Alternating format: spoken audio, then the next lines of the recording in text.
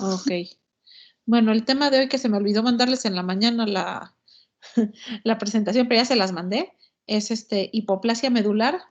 También la pueden encontrar como anemia aplásica o aplasia medular, que si leen los Ruiz ahí se pasa como 3 horas diciendo por qué no. Pero bueno, el término, cualquiera de los tres es bueno. Es más, hasta hay algunos libros que lo tienen como anemia aplástica, que se oye un poco más chistoso. Bueno, si nos fijamos en las dos fotos que están en la parte de arriba, ¿qué diferencia ven entre la de la izquierda con la de la derecha?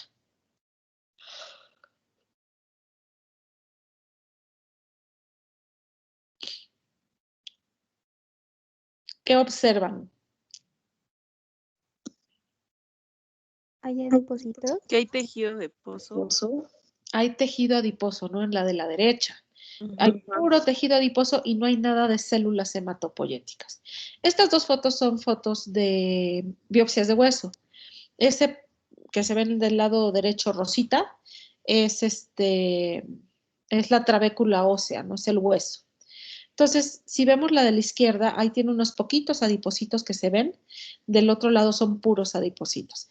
La de la derecha sería el ejemplo de cómo se vería una biopsia de hueso en un paciente con hipoplasia medular. Aquí la que se murió fue la célula madre, ¿sí? Entonces, como ya habíamos comentado, ¿no? Antes, todos los días se van a consumir o van a destruirse a través del vaso cierta cantidad de células de nuestra sangre. Si lo ponemos en números, 0.8% de eritrocitos, 10% de plaquetas y 230% de neutrófilos. ¿Por qué tantos neutrófilos?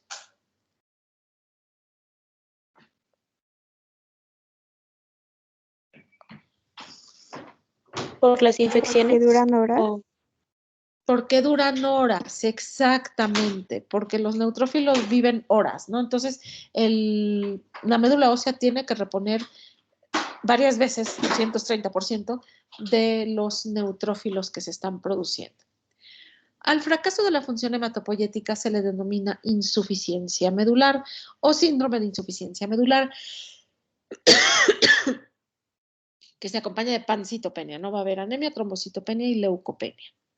La vamos a dividir en cuantitativa y cualitativa. Como su nombre nos dice cuantitativa, se refiere a la cantidad de células. Es decir, en la hipoplasia o aplasia medular va a haber poquita cantidad de células o puede llegar a ser hasta menos del 5%, menos del 1%. Sí, esta sería la cuantitativa. ¿A qué se refiere la cualitativa? ¿Cómo se producen las producen? células? ¿Cómo se producen? Ajá. ¿Que alguien más dijo algo que no entendí? ¿Qué tanto funciona? Que son anormales. Que son anormales, tienen, en pocas palabras, de mala calidad. ¿Sí? Esto sucede, ahí puse displasia medular, también conocido como los síndromes mielodisplásicos, que como la palabra lo dice, displasia quiere decir que, cuando yo digo que algo tiene displasia, ¿qué estoy queriendo decir? Que su Un morfología tejido es está en un lugar que no debería. No, eso es metaplasia. Displasia, la primera persona que estaba hablando, que no veo quién fue. que su morfología es diferente a la habitual. Exactamente, su morfología está alterada, ¿no? No es lo que era antes, ¿no? Entonces, esos son los síndromes mielodisplásicos. El tema que vamos a ver hoy es solamente la aplasia medular, es decir, la cuantitativa, y en el segundo parcial ya sería la cualitativa. Sí, a ver, permítame 3 segundos.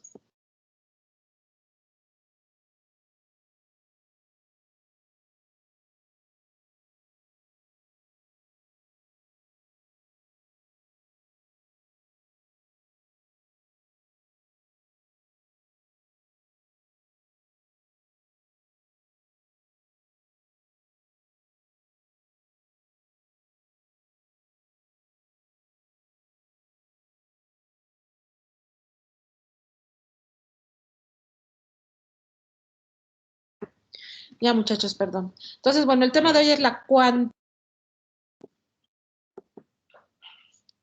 Entonces, bueno, como definición tenemos que es una disminución absoluta o global del tejido hematopoyético en la médula ósea, es decir, insuficiencia medular cuantitativa, lo cual finalmente me va a llevar en la sangre periférica a pancitopenia. Pueden ser pancitopenias profundas, ¿no? 5 de hemoglobina, 1000 plaquetas y 100 neutrófilos o 100 leucocitos, ¿no? Son pancitopenias profundas.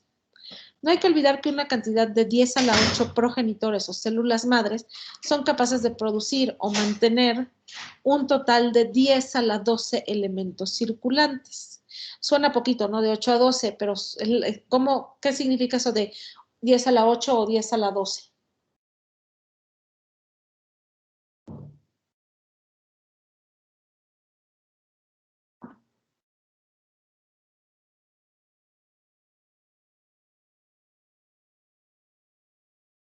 ¿Qué significa?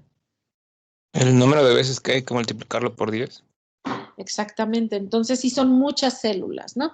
Recuerden como cuando vimos la hematopoiesis decíamos, son poquitas células madre y conforme van diferenciándose y madurando, se van replicando, de tal forma que acaban siendo muchas células. ¿Sí? Cuando el número de células madre pluripotenciales hematopoyéticas disminuye por debajo del nivel crítico, que es un 10%, lo que va a hacer la célula madre es mantener la autorreplicación, sacrificando la diferenciación. Entonces, ¿qué va a pasar si una célula madre dice, ni madres, yo ya no me voy a diferenciar, solamente me voy a autorreplicar porque solamente quedan 10 de nosotras? ¿Qué sucede en la médula ósea?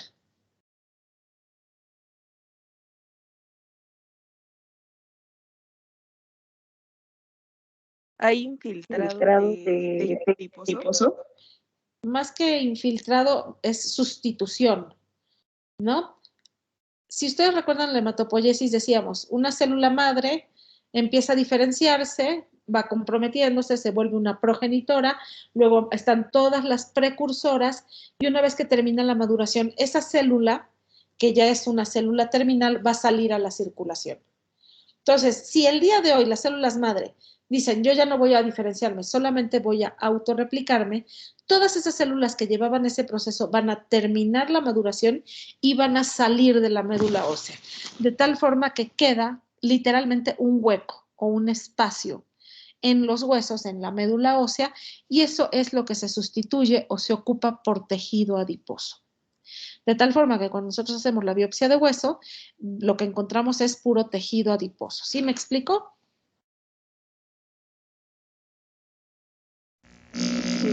Sí, doctora.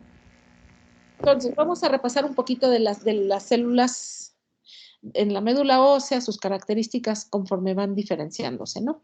Entonces, tenemos que la célula madre hematopoyética pluripotencial tiene la capacidad de autorrenovación, de proliferación y de diferenciación. La célula madre hematopoyética, la primera va a tener CD34, cuando se convierte en GEM va a tener CD33. Y el HLA-DR es un marcador de inmadurez. Cuando las células están muy cerca de la célula madre van a tener 34 IDR. Conforme van madurando, este se va a perder. O va a desaparecer, pues, en pocas palabras. Hablando ya de las progenitoras de la eritropoyesis, es decir, la unidad formadora de colonias eritroide y la unidad formadora de brotes eritroide, que puede ser madura y primitiva, estas células van a expresar, como son inmaduras, el DR, van a tener el 33 porque son hijas de la GEM, y el marcador característico de la serie eritroide es la glucoforina A o glicoforina A y los receptores para la transferrina, que es el CD71. Estos dos no lo tienen ninguna otra célula de la hematopoiesis. Entonces, si yo marco células con anticuerpos contra esos marcadores y la célula prende o hace fluorescencia, eso quiere decir que esa célula corresponde a la serie eritroide. Así es como hacemos nosotros los estudios de la médula ósea con el citómetro de flujo, los inmunofenotipos que le llamamos. Aquí tengo una bipotencial que es la de granulocitos y monocitos.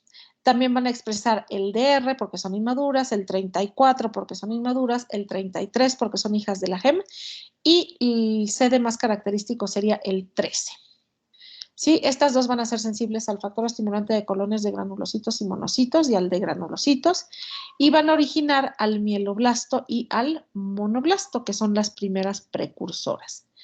Conforme evolucionan estas células a más maduras, van a perder el CD34, pero el CD33 lo van a conservar.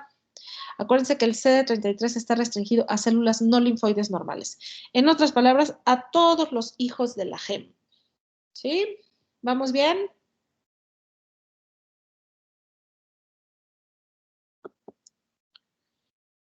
Ok. La unidad formadora de colonias de megacariocitos va a tener estos dos marcadores principalmente, que es el 41 y el 42, casi nunca es en el 61, que finalmente es parte del 41, que son otras, no son otra cosa más que las glucoproteínas plaquetarias. ¿Alguien sabe para qué sirven estas glucoproteínas plaquetarias?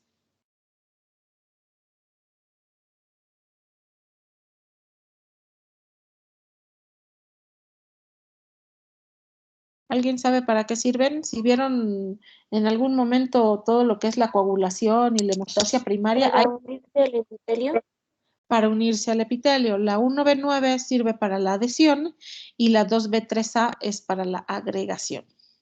Sí, otros factores citoplasmáticos que se pueden medir en cuanto a los megacariocitos es el factor de von Willebrand, la trombospondina y el factor 4 plaquetario. Otros marcadores importantes para las series mieloides, o bueno, granulocíticas y monocíticas, es el CD11B, el 14 y el 15. Estos vamos a hablar mucho más de ellos cuando veamos las leucemias agudas. ¿Dudas hasta aquí?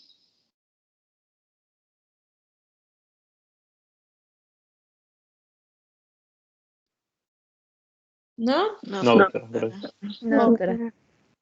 Entonces, regresando un poquito a la fisiopatología, decíamos, cuando hay menos del 10% de células pluripotenciales, que es el famoso nivel crítico del que hablábamos, va a predominar la capacidad de autorreplicación a expensas de sacrificar la capacidad de diferenciación. De tal forma que todas las células comprometidas, todas las células precursoras van a salir de la médula dejando un hueco ahí que se sustituye por tejido graso y con el tiempo finalmente en la sangre periférica, al no estarse reponiendo diariamente las células que se van perdiendo, se va a desarrollar pancitopenia. ¿Sí? Entonces, ahorita vamos a regresar más con los diferentes tipos de hipoplasia medular, vamos a hablar más de la fisiopatología. Bueno, en cuanto a la incidencia, 2 a 13 casos por millón de habitantes en general en países anglosajones. En México está en 18.7 por millón de habitantes, en China 13, en España 2.2. Si lo queremos ver de forma local, por ejemplo, el Hospital de San José del IMSS, que es un hospital de concentración que vemos los pacientes de Tlaxcala, de Oaxaca y de aquí de Puebla, estamos hablando que al año tenemos unas entre 10 y 15 hipoplasias medulares nuevas, ¿sí? Casi nunca baja más o sube, ¿no? Eso es variable cada año. Aquí no va a haber predominio de edad y es en forma similar en los ambos sexos.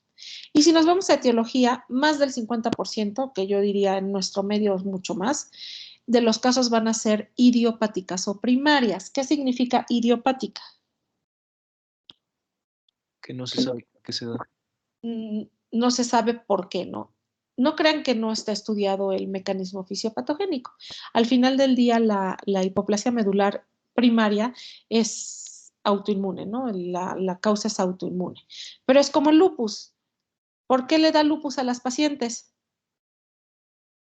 Y digo las porque es más frecuente en las mujeres, ¿no? ¿Por qué les da lupus a las mujeres?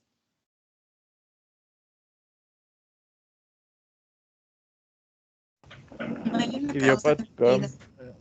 definida. Es idiopática, ¿no? Sí. Completamente, o sea, ustedes me pueden contestar, pues sepa, ¿no? Les tocó la mala suerte. Bueno, más o menos aquí es lo mismo, ¿no? Esta es una enfermedad finalmente autoinmune.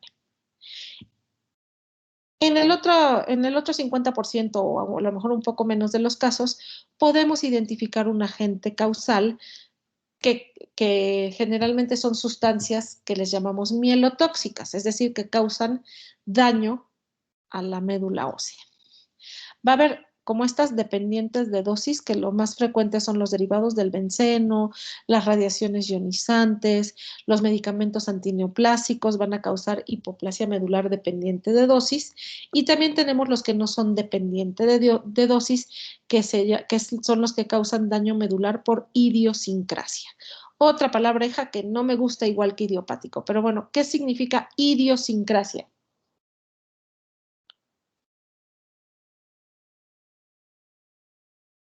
Creencia. Más que creencia, La mala suerte de que a ti te toque. la mala suerte, ¿no? Tu organismo hizo feo con ese medicamento y por alguna razón hiciste hipoplasia medular. Dos medicamentos son muy frecuentemente que se han relacionado con esto, que es el cloranfenicol y las sales de oro. No a todos los que les dan cloranfenicol les da hipoplasia medular, ¿o sí?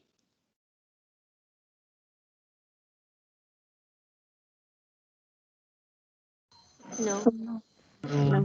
Hay pacientes que el único antecedente que tienen de la hipoplasia medular es que se pusieron cloranfenicol oftálmico. La dosis no justifica el daño, ¿no? Eso es por idiosincrasia. Algo pasó, que es propio de la relación que tuvo en ese momento el paciente o algún proceso del paciente con el medicamento. Las sales de oro eran un poquito más frecuentes, ya se dejaron de utilizar, se utilizaban sobre todo para la artritis reumatoide. Sí, bueno, ahí están los dos. Otras causas de hipoplasia medular, tenemos a las infecciones, hepatitis, citomegalovirus, Epstein-Barr, VIH, el parvovirus B19, todas esas se han asociado a hipoplasia medular. Ahí puse trastornos metabólicos, pero más bien son trastornos inmunológicos como hipogamaglobulinemia, el timoma, también se han relacionado con hipoplasia medular. Bueno, la anemia de la insuficiencia renal crónica no es una hipoplasia completa, solamente de la serie roja, igual que hay nada más aplasia pura de serie roja, que puede ser hereditaria o adquirida. También hay trombocitopenia aislada y hay agranulocitosis, que no están aquí en la tabla, pero bueno, existe. ¿Qué significa agranulocitosis? ¿A qué les suena?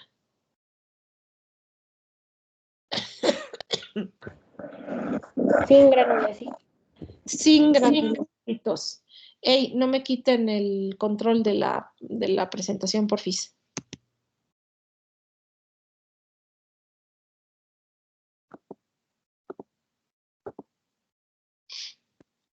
Agranulocitosis es sin granulocitos, ¿no? Pero cuando hablamos de agranulocitosis quiere decir que el resto de las series están normales, es decir, que no hay anemia ni trombocitopenia. Si yo digo aplasia pura de serie roja o eritroblastopenia, la única serie afectada sería la roja. O si digo trombocitopenia aislada, pues la única serían las plaquetas. ¿Sí? Todas las podemos encontrar. Si ya digo hipoplasia medular, bueno, ya estoy hablando de pancitopenia. Entonces vamos a empezar con los medicamentos dependientes de dosis. Tenemos a las radiaciones ionizantes. Es también un agente causal que se ha relacionado bastante convincentemente. Aquí la energía absorbida genera iones, peróxidos y radicales libres que van a atacar a las macromoléculas en los tejidos con gran afinidad mitótica. Las macromoléculas se refiere al ADN. ¿Qué tejidos tienen gran actividad mitótica?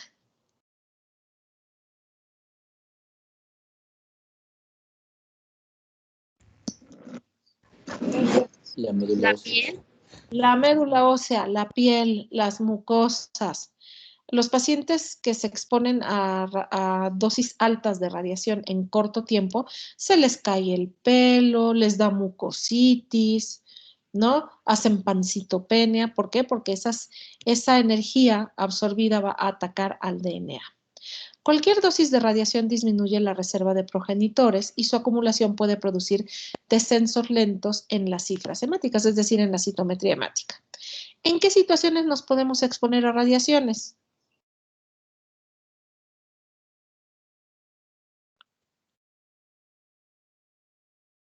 Por ejemplo, cuando están sacando una radiografía, en algún accidente que tenga que ver con radiación, es Algún accidente, por ejemplo, que truene como en Chernóbil, ¿no? Que tronó la planta nuclear.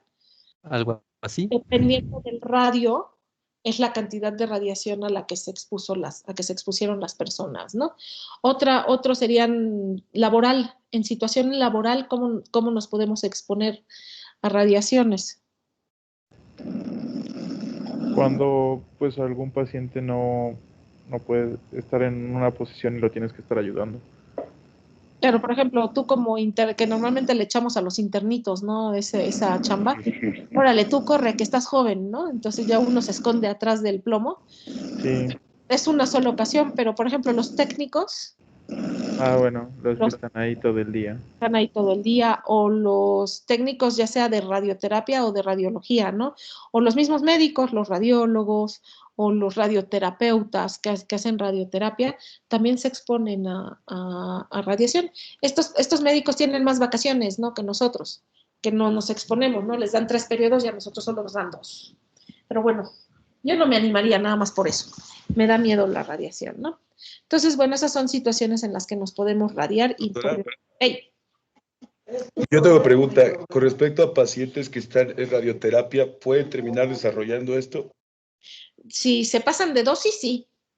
Por ejemplo, nosotros tenemos pacientes que, por ejemplo, con linfoma, que tuvieron el linfoma, no sé, se me ocurre pensar en la pelvis o en el retroperitoneo, y la radiación se la dan ahí a la pelvis, hacen citopenias.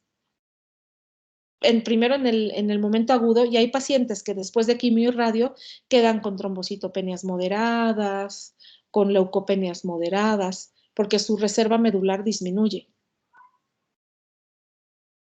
Ok, entonces en caso de que sea, bueno, por ejemplo, es que lo pregunto porque ahorita como estoy en eso, preguntaba yo porque como esa columna... Sí, pueden bajar la reserva medular, pero está peor no dar radioterapia y que un maldito blasto vaya y se esconda ahí y venga una recaída. Ahora sí que eso es riesgo-beneficio. Sí, bueno, gracias, doctora. Si me preguntas, paciente con leucemia que ocupa radioterapia a sistema nervioso central y neuroeje, sí, por favor, sí dénsela. No pasa, o sea, de que queden con un poquito de trombocitopenia. Me da más miedo la recaída. Sí, yo también, eso creo yo. Sí, pero sí se afecta, claro. Vale, gracias, doctora. Vale, de nada.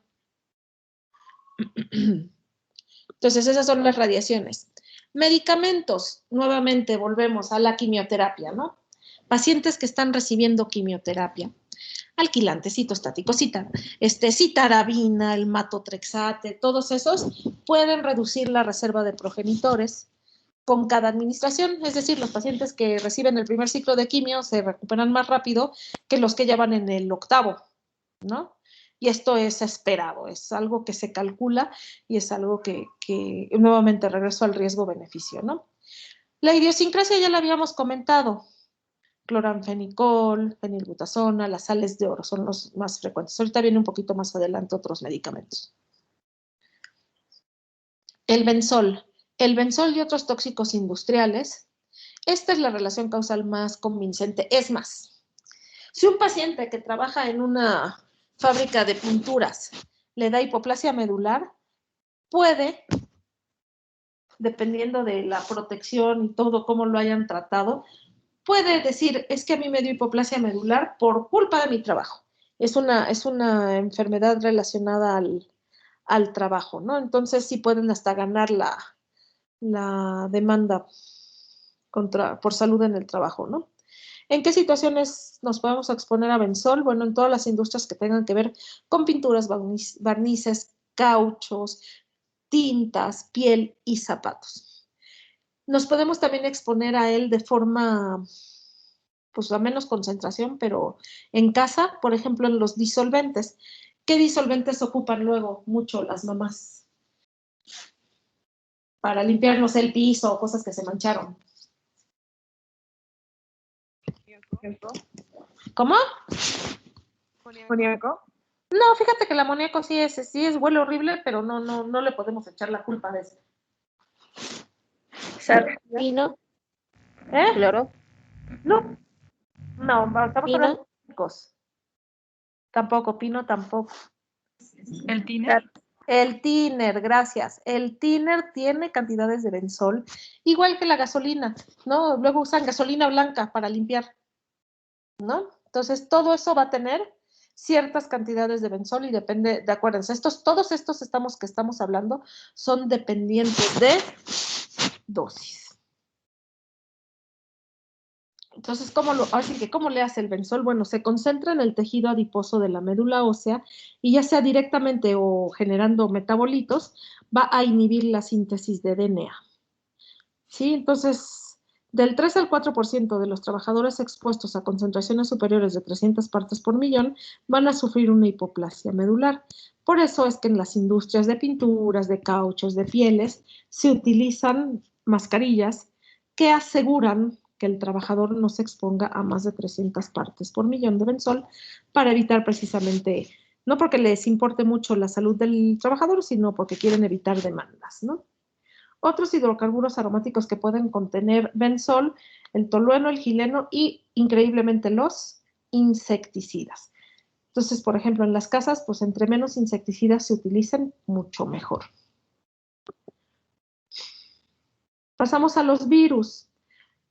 Estos son los virus que más frecuentemente se han relacionado con hipoplasia medular. Hepatitis viral, sobre todo en adultos jóvenes, varones jóvenes, hombres. Virus de Epstein-Barr, citomegalovirus, esos dos que producen.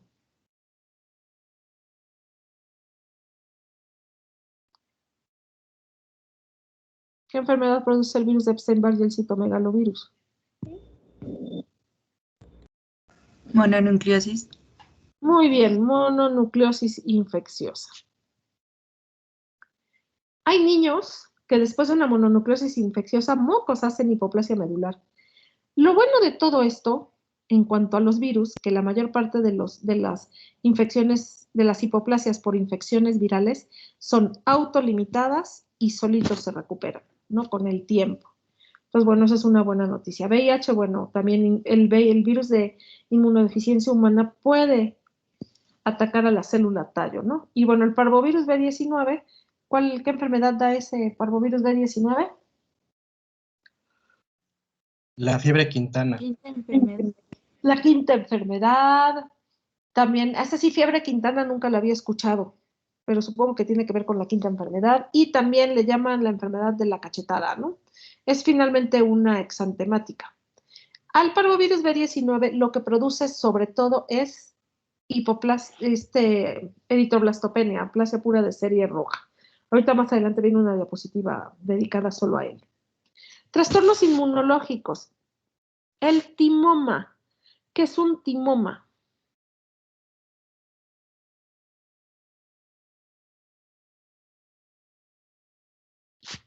Cuando yo digo, ese paciente tiene un timoma, ¿qué significa? Un tumor en el timo. Un tumor en el timo. Ese tumor generalmente es benigno. El problema es que, ¿a qué se dedica el timo? A la formación de linfocitos T y B. Sobre todo T, ¿no? El Sí, timo sí. ay, perdón, me fui.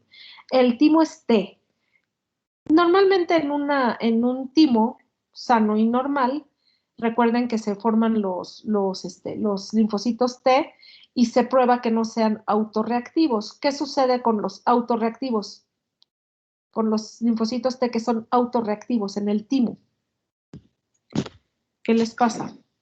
Los elimina. Se destruyen, ¿no? Se les hace que hagan apoptosis. Cuando se forma un timoma, como que se pierde esa, vamos a llamar esa seguridad o esa protección. Entonces, se generan linfocitos T autorreactivos contra los eritroblastos. Llegan a la médula ósea y causan eritroblastopenia adquirida. Hipogamaglobulinemia también se ha relacionado con hipoplasia medular, igual que la fascitis eosinofílica, el 10%. Entonces, regresando, esta diapositiva debería de ir antes, pero bueno, algún día lo arreglaré. El Grupo Internacional para el Estudio de la Agranulocitosis y la Anemia aplásica admite como causa probable de la entidad, es decir, de la hipoplasia medular, el contacto con una sustancia química que ocurre durante 29 días en un periodo de 180 días previos a la admisión del enfermo. Entonces vamos a decir que un paciente llega con hipoplasia medular. Le tendríamos que preguntar en qué trabaja, ¿no?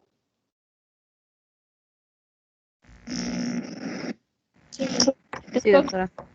Hagan de cuenta que me dicen, no, pues ¿en qué trabaja? Y les digo, es que yo trabajo en una industria de pinturas.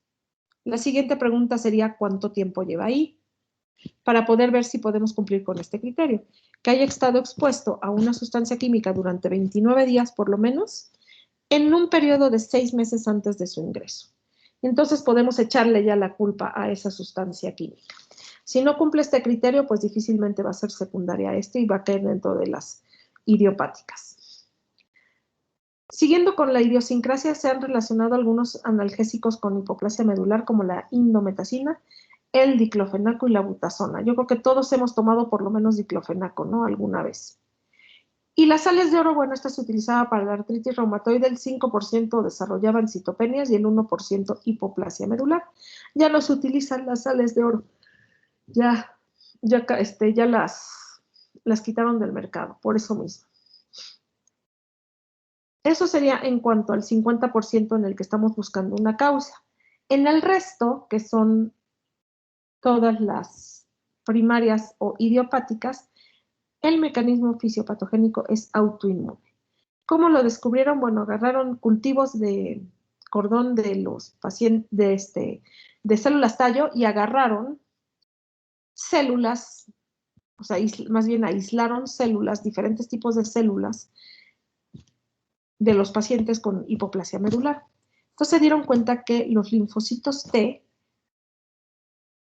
tienen alteración, bueno, sobre todo los linfocitos T inmunoreguladores, están alterados y tienen la capacidad de reconocer a las células progenitoras. ¿Qué fue lo que hicieron? Le pusieron linfocito T al cultivo y el cultivo murió. Entonces, los malos de este cuento son los linfocitos T que están activados y que, por un lado, producen interferón gamma y factor de necrosis tumoral, que estas dos citocinas, ¿cómo se comportan en la médula ósea? ¿Cómo qué?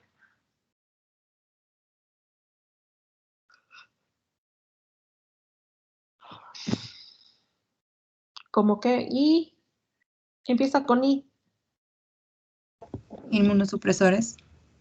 Bueno, el término correcto más bien sería, sí estás bien, pero el término correcto sería inhibidores, ¿no? Acuérdense que el factor de necrosis tumoral y el interferón gamma se comporta como un factor inhibidor de la hematopoiesis. ¿Se acuerdan que los mencionamos? Bueno, por un lado se inhibe la hematopoiesis y por el otro lado van a causar apoptosis de la célula tallo, ¿no? Por medio de faz ligando. Yo les digo de broma que llega el linfocito T a la médula ósea, se encuentra con la célula madre y les dice, qué fea estás. Mira, nada más bien redonda. Y ese citoplasma que no tiene nada, no, qué fea, qué fea. Entonces la célula madre se deprime y se suicida, ¿no? Entonces, bueno, eso se los digo para que se quede el mecanismo, ¿no? Los linfocitos T activados producen sustancias inhibidoras de la hematopoiesis y causan la apoptosis de la célula madre.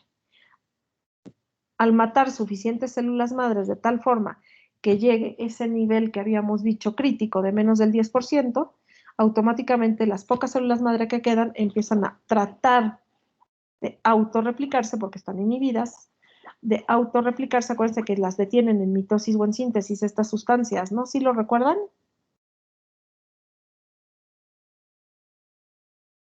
¿Sí se acuerdan? Díganme que sí. Si no, vamos a tener que volver a empezar el curso. Ok, entonces, acuérdense que estas dos sustancias inhiben a la célula madre, apuran a las células que están madurando y queda el hueco. Y por el otro lado, bueno, pues está matando a la célula madre. Entonces, ¿a quién quieren matar en la hipoplasia medular? ¿A quién les gustaría matar? No al paciente, obviamente. A los linfocitos T. A los linfocitos T, ¿no? Ahorita vamos a ver en el tratamiento que el objetivo es inhibir al linfocito T. En cuanto a las infecciones mielosupresoras o las que producen hipoplasia medular que habíamos visto, hepatitis, citomegalovirus, Epstein-Barr, ¿sí? Normalmente transitoria y autolimitada en las infecciones agudas. Cuando son infecciones crónicas como la hepatitis B, produce acortamiento de la supervivencia eritrocítica, bueno, de todas las series, y causa mielosupresión. El parvovirus B19, les decía yo, ese causa eritroblastopenia adquirida, que es aplasia pura de serie roja. Al parvovirus B19 le gustan mucho las células que se replican rápidamente. Si nos ponemos a pensar cuál es la célula más abundante en la sangre periférica.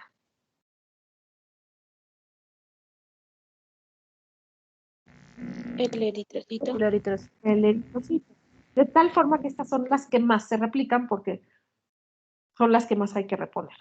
¿Sí? Entonces, este parvovirus B19 tiene predilección por los precursores eritroides, causa depresión de la médula ósea en alrededor de 7 días, y bueno, en pacientes que ya tienen de base un padecimiento hemolítico como drepanocitosis, talasemia, cualquiera de esas hemolíticas, si se infectan de parvovirus B19, no les va a dar solamente anemia, sino va a ser una crisis hipoplásica. ¿Dudas hasta aquí? Todas las que hablamos ahorita, desde la primaria, por virus, por medicamentos, por sustancias químicas dependientes de dosis, por idiosincrasia, todas esas son adquiridas. La hipoplasia medular puede ser adquirida o hereditaria. Entonces, todas esas son adquiridas. ¿Dudas de esas adquiridas?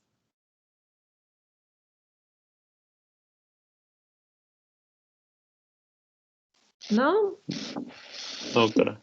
Ok. No, doctora. Entonces, ahora vamos con las hereditarias o constitucionales. Son todas estas: Fanconi, Stern-Darmstadt, diskeratosis congénita, síndrome de Schwarzman-Diamond y síndrome de Bloom, y la anemia plástica relacionada con síndrome linfoproliferativo asociado al cromosoma X. Hablemos de nombres largos para una enfermedad. ¿Sí? Todas esas causan pancitopenia. Las dos que siguen, que es la trombocitopenia amegacariocítica y el síndrome de trombocitopenia con ausencia de radio, causan trombocitopenia aislada, y la eritroblastopenia congénita de Black-Van-Diamond causa aplasia pura de serie roja o solo anemia. Ahorita las vamos a ir viendo las más importantes, no se asusten. Entonces empezamos con Fanconi, la anemia plástica de Fanconi. Ahora yo les pregunto, si esta es una enfermedad hereditaria, ¿cuál será la edad de presentación más frecuente? ¿De 5 a 10 años? Más o menos, ¿no? En los niños. Es muy raro que las diagnostiquemos de adultos. En el hospital tenemos como 2 que se diagnosticaron ya a los 20 y tantos, que todos nos rascamos la cabeza, así como que ¿por qué no hizo feo antes? Pero bueno, eso es más raro. Lo más frecuente es a esa edad. Entonces, más o menos del 20 al 30% de todas las hipoplasias medulares en la infancia van a ser de origen hereditario. Estamos forzados a descartarlo. La anemia de Fanconi es una herencia autosómica recesiva. Entonces, ahí tienen a los papás del niño con Fanconi que se están peleando. No, esa es tu culpa, en mi familia nunca ha habido nada así. Y ella le dice, no, pues en la mía tampoco, estarás bien menso. Y así se están peleando enfrente de ustedes. ¿Qué les dicen?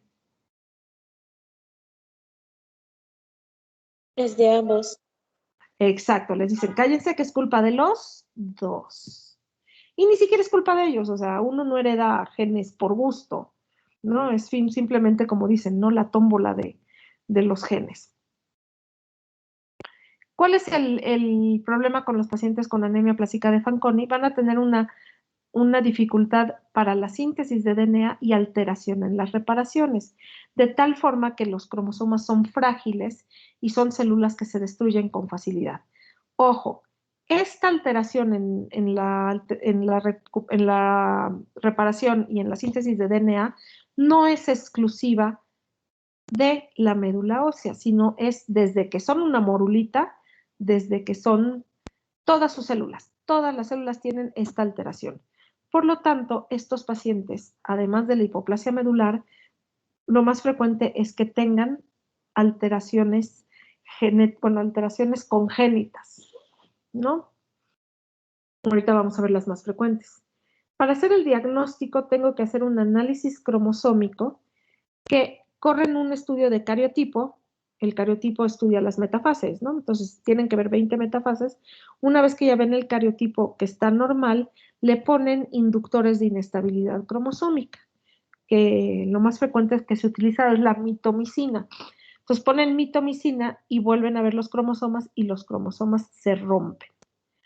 A eso se le llama prueba de fragilidad cromosómica, ¿sí? Y con eso haces diagnóstico de Fanconi. Entonces, las alteraciones congénitas con las que pueden presentarse los pacientes es hiperpigmentación cutánea o las llamadas manchas café con leche, anormalidades del pulgar, malformaciones renales, retraso en el desarrollo fondoestatural y sexual, microcefalia, implantación baja de orejas, puede haber riñón en herradura, puede haber problemas, o sea, no tienen sus huesos del carpo completos, muchas alteraciones, ¿no? Si bien puede existir sin malformaciones, como estas pacientes que les digo que llegaron a los 20 años y nadie se había dado cuenta, igual lo más frecuente es que sean con malformaciones. Y estos pacientes, obviamente, al tener fragilidad cromosómica, hay la posibilidad de que se activen oncogenes y que desarrollen leucemias agudas. Tienen mayor riesgo de leucemia aguda. La sobrevida, la supervivencia de los pacientes con Fanconi, cuando tienen 10 años de edad, el 80% están vivos, a los 20 el 56%. La mediana de supervivencia es 25. Nosotros tenemos nuestro chiquillo más viejito, entre comillas, se diagnosticó con Fanconi como a los 5 años, o no, un poquito más grande, pónganle como a los 6. Y ahorita ya tiene 18 años. Y no ha hecho leucemia ni nada. Tenemos otros que hicieron leucemia, 2 pacientes con Fanconi que hicieron leucemia. En total hemos de tener unos 10 pacientes con Fanconi ahí en el hospital. El tratamiento para la hipoplasia medular sería trasplante de médula ósea. ¿Dudas del Fanconi?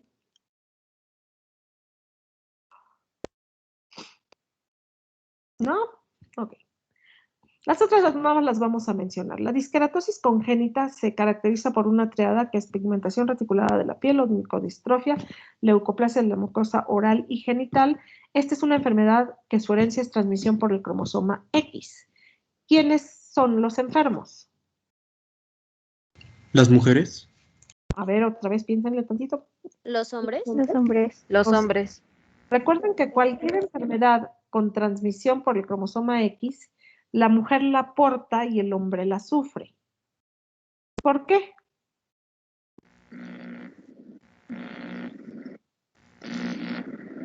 Porque hay una Tienen un cromosoma inactivación. X más. Ajá, porque nosotros tenemos un cromosoma X de más. Entonces, si pensando que nosotros tenemos el de papá y el de mamá que nos dieron las X, en nuestras células, más o menos por el fenómeno de leonización, se van a como que dice, a inactivar uno de los dos. Entonces, en un momento dado, nosotros tenemos más o menos el 50% de las X de papá y el 50% de las X de mamá activas. ¿Sí? Entonces, si una está cucha, pues el 50% nos salva, ¿no? ¿Qué pasa con los hombres?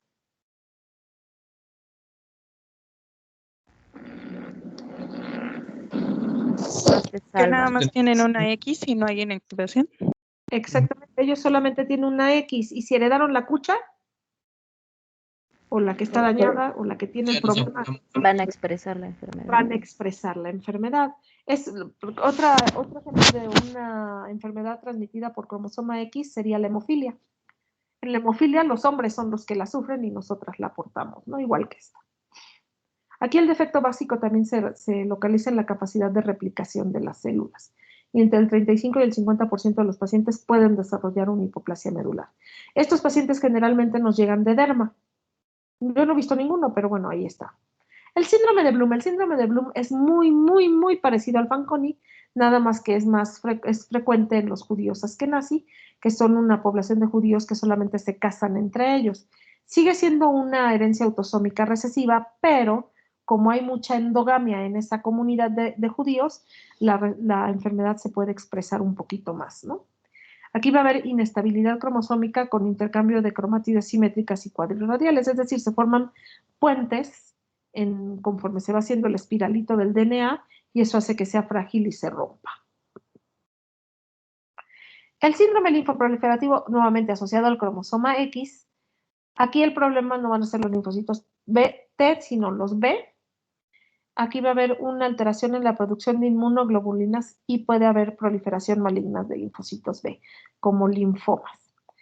Se requiere forzosamente que tenga participación el virus de Epstein-Barr para que se produzca la enfermedad.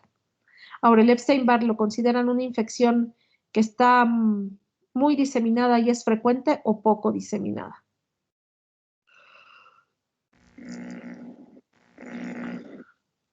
Si yo nos agarrara a todos nosotros, que son como 40 y tantos ustedes y conmigo, y nos hiciéramos una prueba de IgG contra virus de Epstein-Barr, ¿creen que salgamos muchos positivos o no? Sí, yo creo que sí. Sí. Yo creo que sí. Sí, es una infección que es muy frecuente, generalmente te da de chamaco como una gripa y ya te olvidaste, ¿no? Por algo le llaman la enfermedad del beso, ¿no? Tuviste ahí una infección grave de vías respiratorias, la garganta horrible, te dio linfocitosis, hepato y esplenomegalia que a lo mejor ni se fijaron, fiebre, ya, ¿no? Ya estuviste en contacto con el virus. Finalmente, la eritroblastopenia de Black Fan Diamond, que sería el Fanconi, pero solo de la serie roja, aquí va a haber una formación insuficiente de eritroblastos. Generalmente empiezan los síntomas alrededor de los 18 meses de edad. No hay malformaciones que la acompañen importantes, pero el tratamiento es favorable con esteroides, ¿no?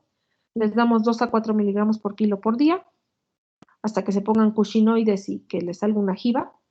Y generalmente responden bien, alrededor del 20% no responden. Estos pacientes generalmente se complican con hemosiderosis transfusional. ¿Qué quiere decir esto? Que yo les estoy poniendo eritrocitos cada 15 días o cada semana. ¿Qué va a pasar con todo ese hierro que está en los eritrocitos?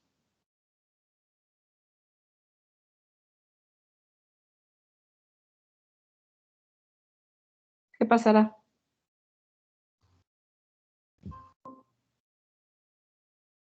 Se va a ir acumulando. ¿Se qué? Se va a ir acumulando.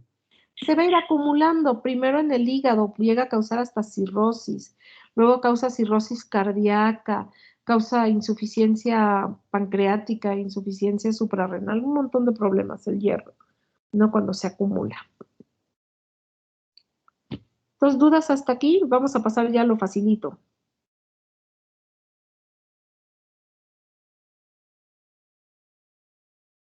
Ok, si tienen dudas me dicen más al ratito.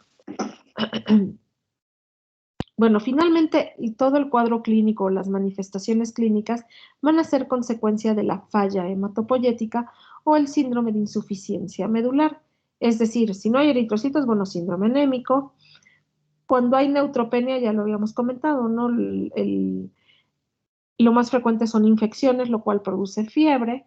Y si tiene 10,000 plaquetas, bueno, cuando hay problemas con las plaquetas, ya sea por cantidad o por función, va a haber un síndrome hemorrágico mucocutáneo. Es decir, los pacientes que no tienen plaquetas van a sangrar mucocutáneo. Equimosis, petequias, gingivorragias, en las mujeres sangrado transvaginal, ¿sí? Es lo más característico.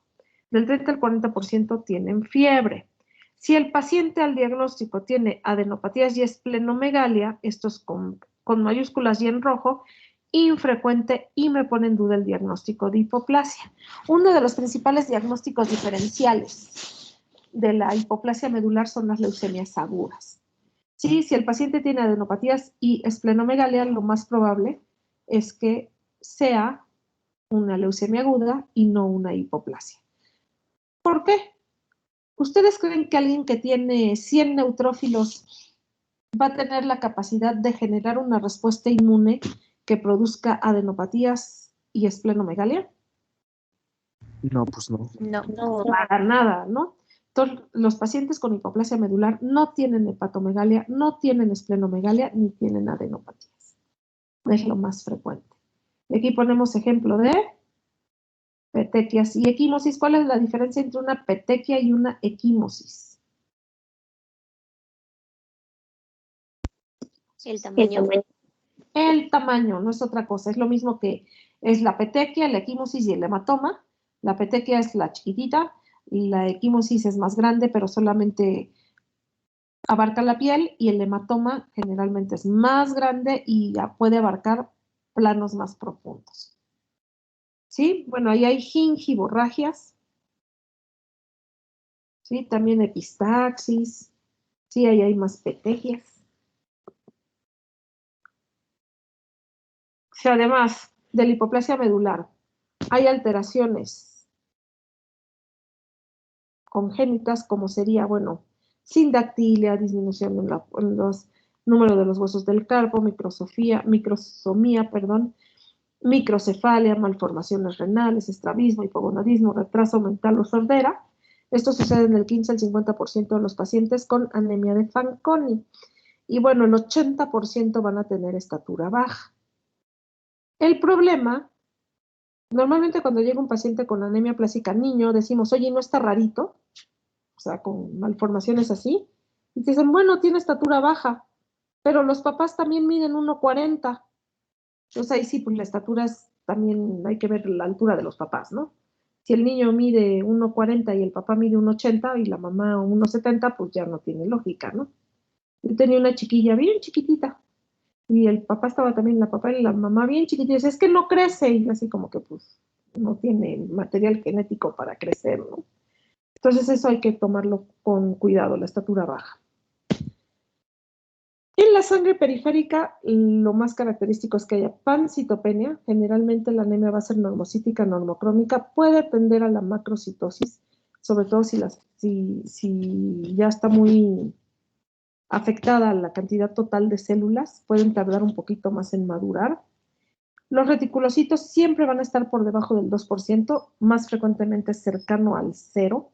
Es decir, la anemia va a ser, ¿qué? Regenerativa. Regenerativa. Va a haber neutropenia con linfocitosis relativa, es decir, el porcentaje, si lo vemos por porcentaje, va a estar alto de los linfocitos, aunque la cifra real no. Y la trombocitopenia en el 75% de los casos va a ser grave, menos de 30,000 plaquetas. El aspirado de médula ósea aquí no me sirve de mucho. Vamos a ver que hay sustitución por tejido adiposo, que bueno, aquí no se ve el tejido adiposo, aquí nada más se ve la grasa. Sí, son las médulas óseas que desaparecen, entonces el extendido, y cuando te volteas ya nada más hay grasa.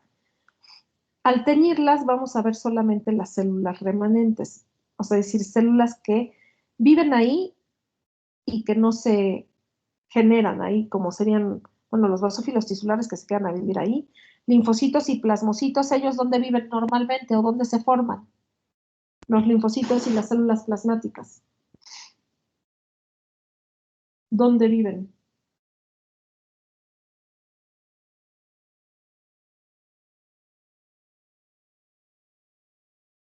¿Dónde les dije que se lleva a cabo la linfopoiesis? Sí lo saben, ya se los dije. ¿En el timo? En el timo, ¿qué otro órgano? En el vaso. En el vaso, en todos los secundarios, ¿no? Ganglios linfáticos, en el MALT. Entonces, esas células pues ahí quedaron, pero no viven ahí, ¿no? Igual que los histiocitos. Aunque la médula ósea esté así y la sangre periférica esté con pancitopenia, esto no me da el diagnóstico. Para hacer diagnóstico de hipoplasia medular de certeza, necesito, a producto de gallina, hacer una biopsia de hueso. ¿Sí? La biopsia de hueso me permite ver una panorámica, me permite valorar de forma precisa la celularidad de la médula, cuantificar la porción remanente y, bueno, me permite evaluar la presencia o ausencia de fibrosis. En la hipoplasia medular no debe de haber fibrosis, a diferencia de otras patologías que vamos a ver después. Ahí hay dos imágenes de biopsias de hueso. ¿Qué diferencias ven?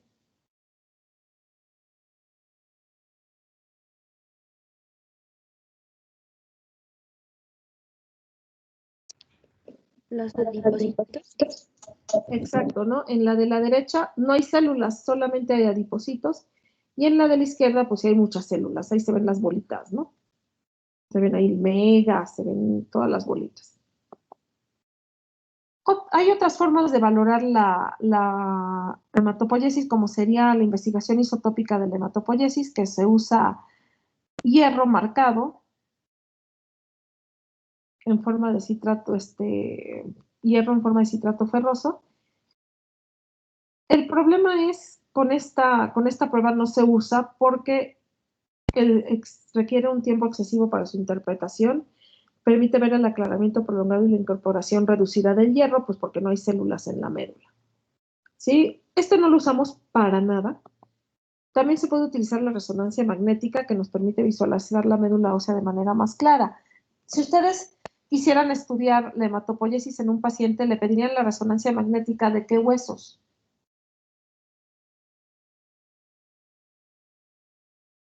En un adulto. ¿De cadera o vértebras? Pelvis. Pelvis y de las vértebras, exactamente. Entonces, al ser sustituido el tejido hematopoiético por el tejido adiposo, resulta en un acortamiento de la fase T1. Diagnóstico diferencial. Bueno, aquí tenemos principales causas de pancitopenia. En primer lugar tendríamos la hipoplasia medular o aplasia medular, que sería cuantitativa.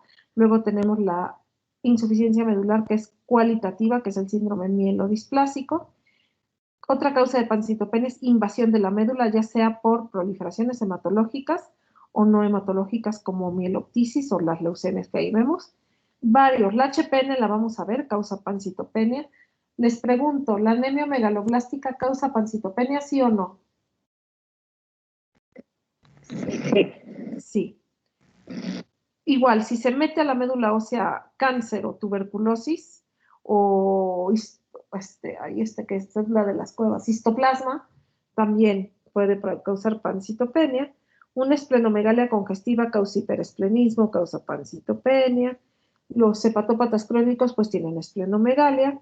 Y bueno, la enfermedad de Gaucher es una enfermedad rara en la que no hay una enzima, que es la que se encarga del metabolismo de los lípidos. Entonces hagan de cuenta que los macrófagos en la médula ósea, en el vaso, en el hígado, en los huesos, se empiezan a llenar de grasa. Entonces causan esplenomegalia, hepatomegalia, destrucción ósea y pancitopenia. Es una enfermedad rara y además el tratamiento es bastante caro. ¿Dudas hasta aquí? No, doctora. No, doctora. Ok, criterios diagnósticos, nada más les puse la grave y muy grave, no les puse la de moderada y leve porque no tiene mucho caso. Tienen que ver ahí los neutrófilos. Bueno, la grave son reticulocitos menos de 1, neutrófilos menos de 500, plaquetas menos de 20 y en la biopsia de hueso menos del 25% de celularidad. La muy grave es lo mismo, lo único que cambia es que los neutrófilos deben de ser menores de 200. Entonces, estos son los criterios de Camita. Tratamiento, ojo, el tratamiento lo voy a dividir en dos. Sería tratamiento sintomático o de apoyo o de soporte, que su nombre lo dice. Si el paciente me llega con 5 gramos de hemoglobina, con síndrome anémico y coranémico, ¿qué voy a hacer? Transfundirlo.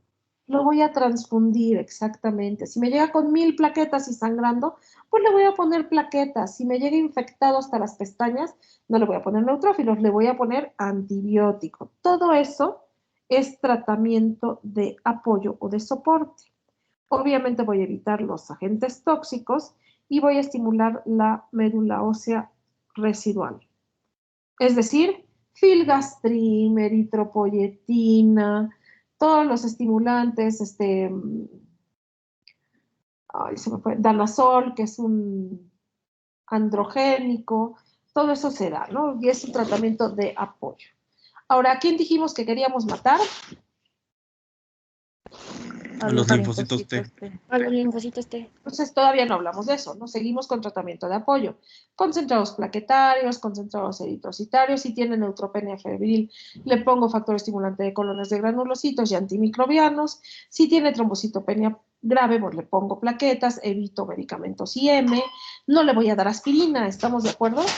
Si no tiene plaquetas, puedo poner inhibidores de la fibrinólisis, todo esto es de soporte.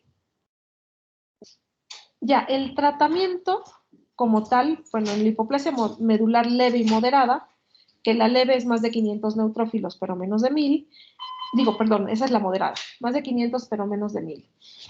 Y la leve es más de 1000, pero menos de 1500. Ahí voy a dar sigue siendo de soporte androgénicos, factores estimulantes de colonias. En la hipoplasia medular grave y muy grave, el tratamiento de primera elección en pacientes menores de 40 años es el trasplante halogénico de células hematopoyéticas pluripotenciales. Problemas. 1, donador compatible. Aquí sí tiene que ser el donador 100% compatible. Aquí no podemos hacer un haplo que es 50%. Si no tengo donador, entonces mi segunda elección sería inmunosupresión intensa, que es la globulina antilinfocito. Con esto vamos a matar a los linfocitos. Con el trasplante vamos a sustituir la hematopoiesis. Con la globulina antilinfocito vamos a matar a los linfocitos. ¿Cómo la hacen? Hay de caballo y hay de conejo. Les ponen los linfocitos T de humanos a los caballos y a los conejos, hacen que hagan anticuerpos y eso es lo que aíslan después los anticuerpos y nos los envasan y nos los venden por un buen de lana, ¿no? Un tratamiento de una aplasia medular en un adulto nos va saliendo alrededor de $1,000,000 de lo que cuesta el medicamento, ¿no? Cualquiera de las dos solas, la globulina sin ciclosporina o al revés, las respuestas están en 50-60%, pero asociando la globulina antilinfocito con ciclosporina, si no les cae bien la ciclosporina, podemos utilizar micofenolato, tacrolimus, sirolimus, todos los inmunosupresores, ¿no? Porque estoy tratando de matar al linfocito T. Entonces, si bien la hipoplasia medular no es cáncer, no es una enfermedad maligna, se comporta como, ¿no? Aquí estoy hablando de las graves. El 25% tiene un curso rápido y fatal con una media de supervivencia de 4 meses. Si un paciente con hipoplasia medular menor de 40 años llega y le encontramos donador, se salta a todos. Es un trasplante urgente. El 50% muere en el primer año después del diagnóstico, un 10% tiene un curso más benigno. En una hipoplasia medular grave y muy grave, el 20% de los pacientes van a sobrevivir el primer año. Entonces, habiéndolos deprimido un poquito, ¿tienen alguna duda o pregunta?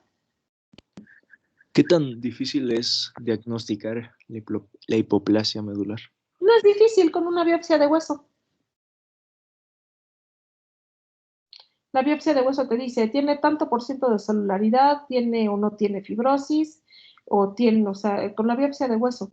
Haz de cuenta que una biopsia de hueso la hacemos y por ejemplo, en el hospital tardan 10 días. Hay otros lugares donde se tardan más, pero ya tienes el resultado más o menos en 10 días hábiles.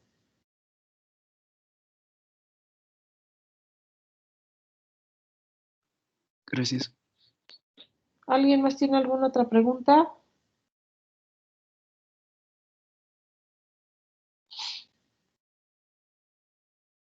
¿Ya están tristes? ¿Ya los deprimí?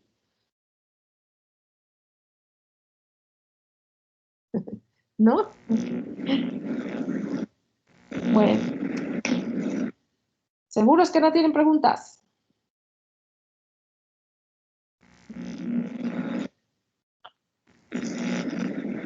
Ok, pues si no hay preguntas, nos vemos el lunes. Ustedes me preguntaron que cuándo el examen o fue el otro grupo. ¿Va a ser examen? ¿Verdad? ¿Nos va a hacer examen? Claro que les voy a hacer examen, si no, qué chiste, cómo me divierto yo. Bueno, si no fueron ustedes, de todas formas les digo, más o menos en 2 semanas terminamos todo lo del primer parcial. Digo, no se los digo para asustarlos, sino para que se pongan a estudiar. Ok, doctora, está bien.